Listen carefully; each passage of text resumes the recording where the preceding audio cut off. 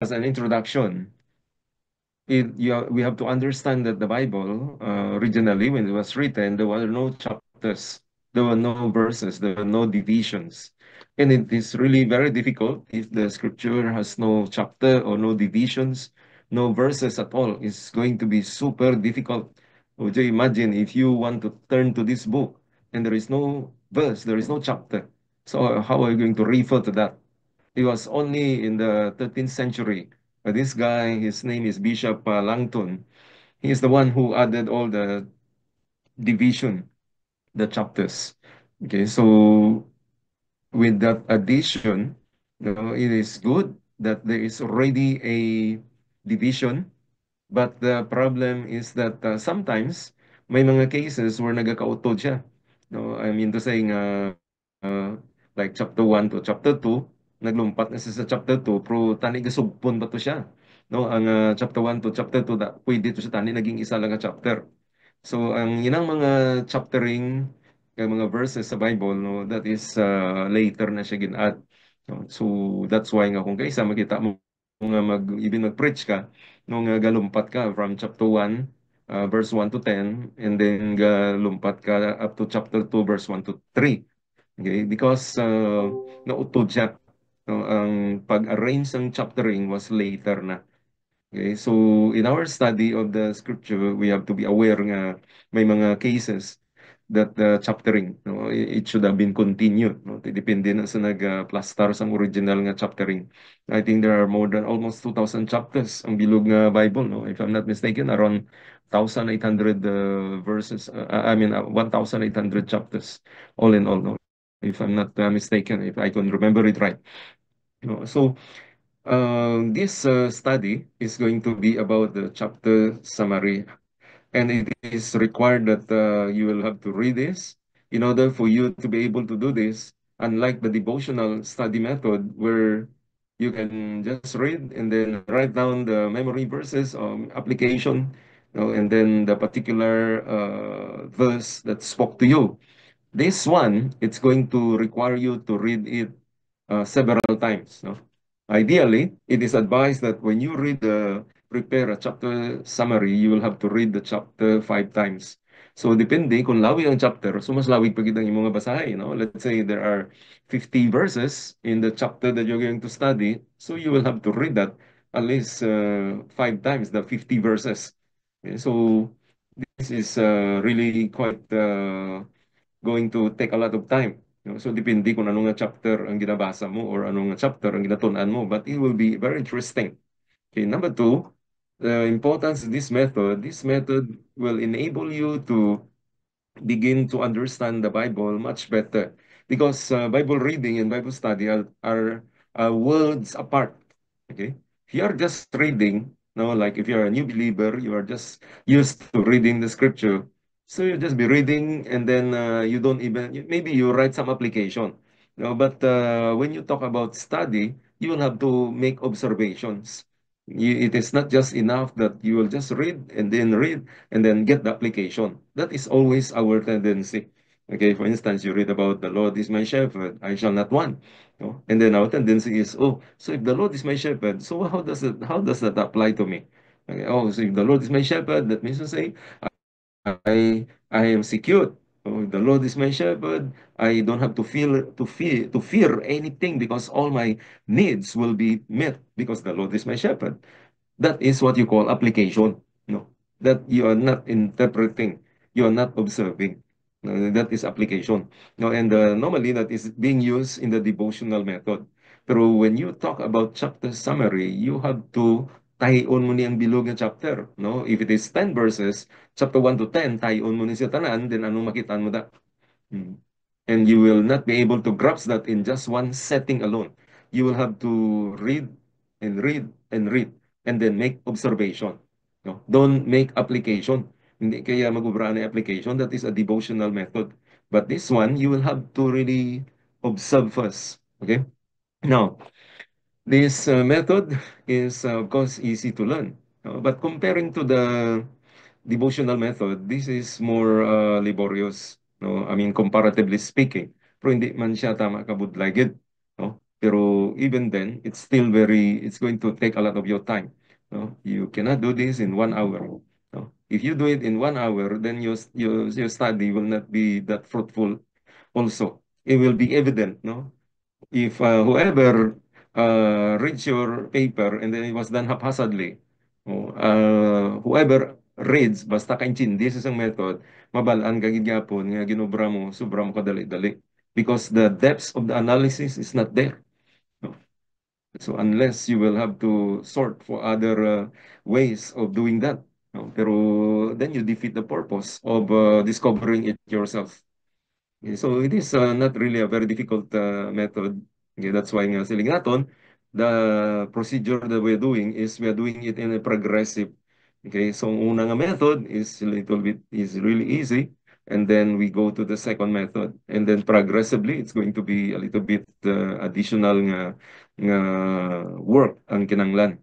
Number two, this method does not take much time. Okay. Oh, so hindi man gid siya, pero it's more time compared to the devotional.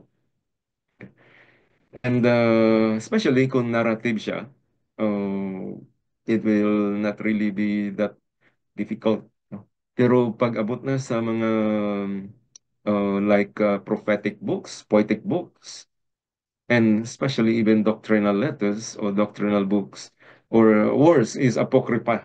I mean the apocalypse worse. That's even terribly harder to do. No? So if you take a narrative book, that'll be much easier to make a chapter summary. Because it's just a narrative, it's a story. Number three, this method doesn't require any outside help or reference tool. Okay, as long as you follow yung steps that we are going to learn uh, in this method. Okay. The good thing about this chapter summary is that unlike other studies, that you may need a lot of reference tools. If you're a pastor, we have so many reference tools.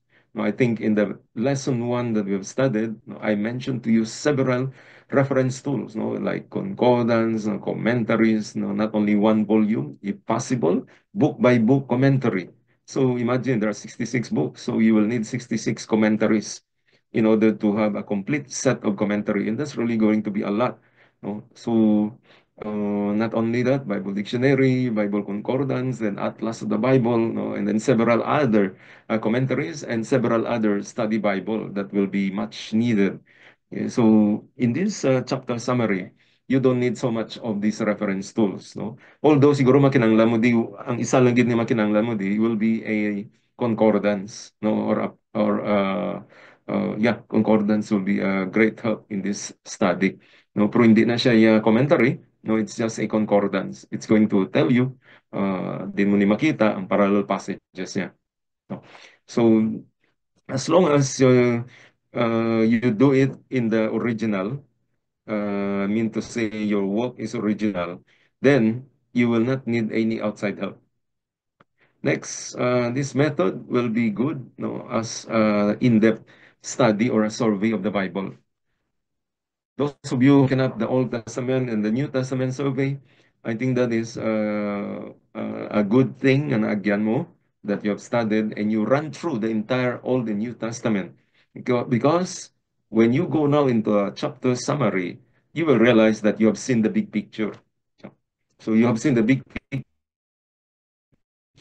picture in the survey study, in survey course. You will focus on a particular chapter only, not even book, just one chapter. And then you just focus on that. And that will take you to read several times. And then from there, you'll grab several lessons that is more going to be helpful as a result of this study. So how do we do this? No, chapter summary. No, this is very important now, the steps that how are we going to do this? Okay, first of all, you have to read through the chapter at least 5 times. Read through the chapter at least 5 times. If you don't read the chapter at least 5 times, then you will really not get acquainted of the particular observations. You will have very few observations. No? So that affects the quality of your study. That will be different. Okay. Why was Jesus angry? Then you're interpreting already. No? So we're doing that in this level. We are just doing the observation. No? What do you say? And what do you think was the reaction of the people? They used to see Jesus as a gentle person. Now this time they see an angry Jesus. Jesus overturning the table. And I don't think when Jesus was overturning the table, he was overturning them slowly. No. Maybe he was really very upset that he just turned the tables strongly. Tumbay gito ang mga lamisa. I don't think he was saying, excuse me, tumbahon ko lang niya. No? He is not anilonggo. No, nga malulo, magambal. No? So he was so upset. No? And so you feel the emotions there, and then don't just record your observation. Do not make interpretation yet.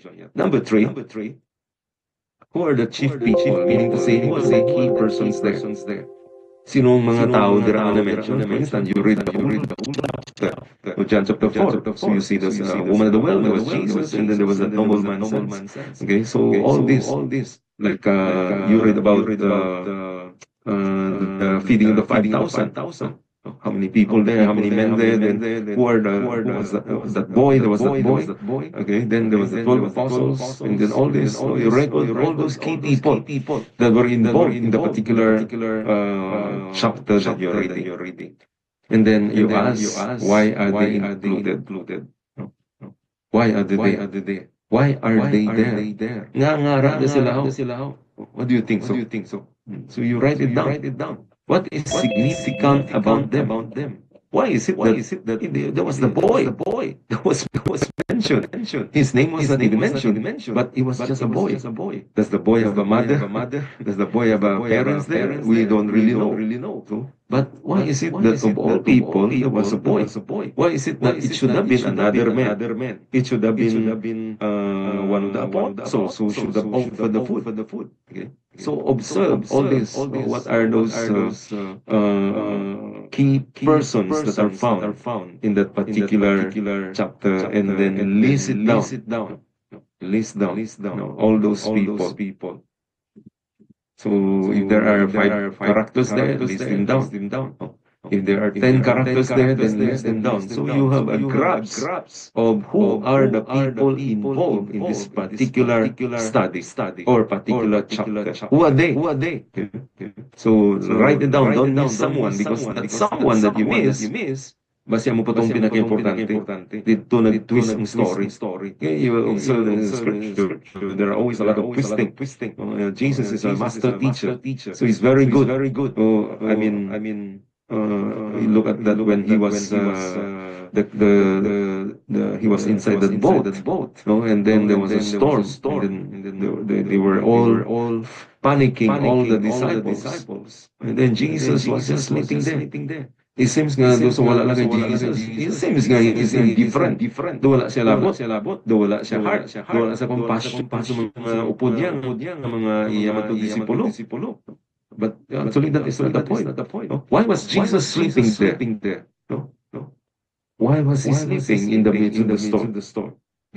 So who are those people? No? And then Jesus was awakened. They were all panicking. And then he stood up, and then he just mentioned a few words. He said, peace, be still, or storm, be still. Just a few words, and everything stopped.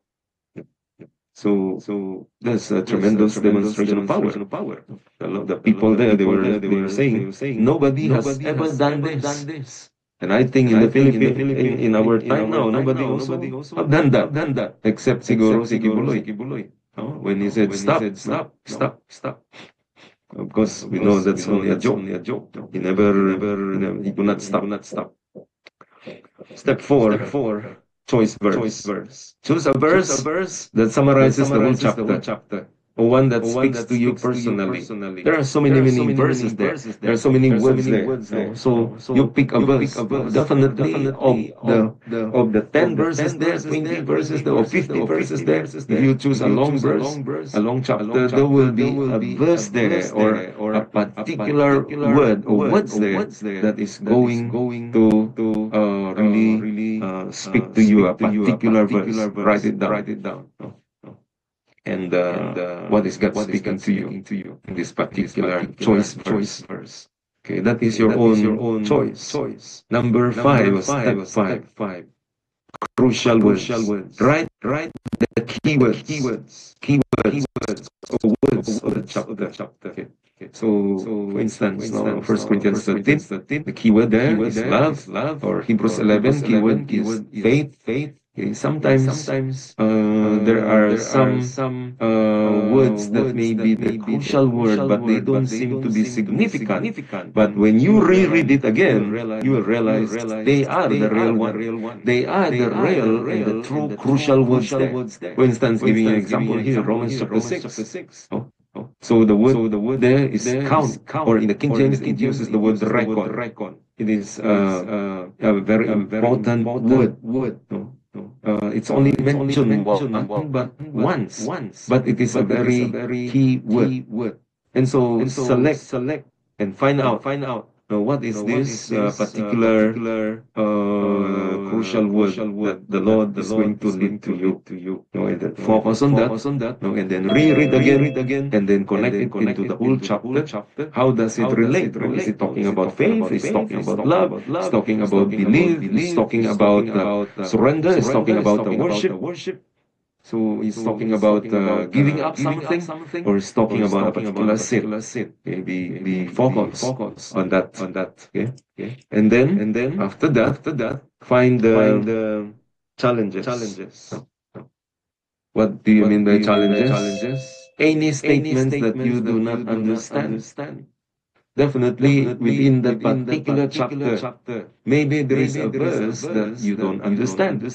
No? For instance, in First John, it talks about Apostle John says, "Do not love the world, because he who loves the world, the love of the Father is not in him." Okay, so there is the word love there. Okay. So he said that do not love the world. Okay. But then you get confused. No? Because you recall that the same author, John, he uses the word love. And then John 3:16, it says, "For God so loved the world." God so loved the world. And then in First John, he said, "Do not love the world." So you get confused of all these things. So why is it? What does it mean? This is a challenging verse. So take note of that. And then do an in-depth study. Take note of that word, and then do an in-depth study of that word that you find it that's very questionable or very challenging, or maybe you will come out that there's a doctrine that is being developed there, or a doctrine that's being mentioned there, or a doctrine that is hidden there. Yeah, so these are all very important. For instance, I remember there is one verse in Colossians, Colossians chapter 1.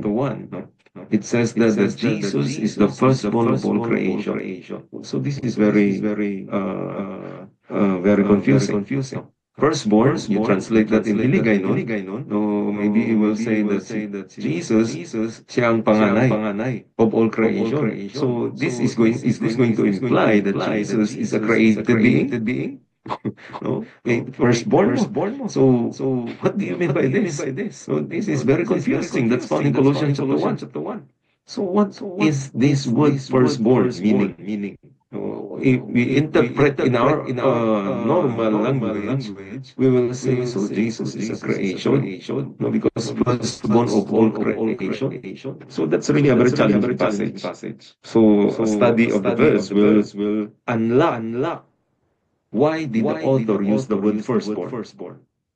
What's the meaning of the word firstborn there? Is it in the translation in Ilonggo or Hiligaynon? Does it mean panganay or eldest? No? And that will make every of our doctrine wrong. Because Jesus is not a creation. Jesus is a creator. So why did the author use the word firstborn? So take note of all these challenging verses. Next, step 7, cross references. Okay, cross references. No, when you say cross references, try to find out, what the chapter is talking about, and then find it out. What does this chapter, this particular study, what does the author speak, no, in the whole book that you're reading? For instance, you talk about First John. There are only five chapters. Okay, First John has only five chapters. So you read a particular verse there that is maybe you are interested, that you are very challenged. So in the entire book of First John, you find out what is this verse talking. That is what we call cross reference. No, I think I put here. No, there is cross reference. No, we call that internal cross reference. Now, when you say about external cross reference, external means outside the book. Maybe the same author, pero another book. No, in another book. So First John, maybe not First John. You when you want to find out what the Second John says about this, or Third John, or maybe the Gospel of John. Okay, it's the same author. Okay. Or external cross reference also talk about not only from the same author. Maybe you find it out from another book with another author. So, for instance, you talk about love. John talks about so much about love. But what does Peter talk about love? How does Peter explain about love in his epistle? So that is called external cross reference. Okay, so New Testament and First John. So you find it out what does the word love speaks. As explained by Peter, another author. Or to make it wider, what does the word love mean? Not only in the New Testament, not only by another apostle, but what does the word love